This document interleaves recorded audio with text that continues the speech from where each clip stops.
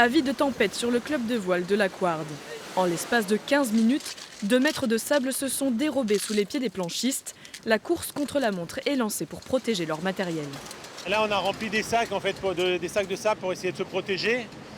Mais bon, ça avance quand même. Un fort coup de vent, inhabituel pour la saison, combiné à un gros coefficient de marée. Un cocktail destructeur pour la côte sud de l'île de Ré, où le sable se fait de plus en plus rare. Le champion du monde de planche à voile Antoine Albo, également propriétaire du club, en appelle au pouvoir public. Il y a énormément de protections qui sont faites sur les digues, après Xintia, tout ça.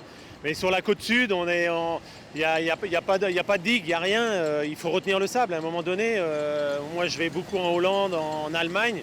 Il y a des digues qui tiennent le sable. Il faut le bloquer, quoi. Il faut qu'on se protège, il faut qu'on protège l'île de Ré. Le problème pour les élus était limiter l'érosion du littoral sans toucher au parc naturel marin, site classé et protégé.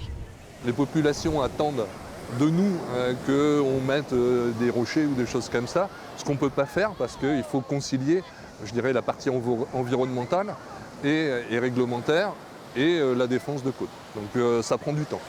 Une défense lente à mettre en place et certainement inefficace face à la montée des eaux. Le géologue Éric Chaumillon est pessimiste pour l'avenir de l'île de Ré.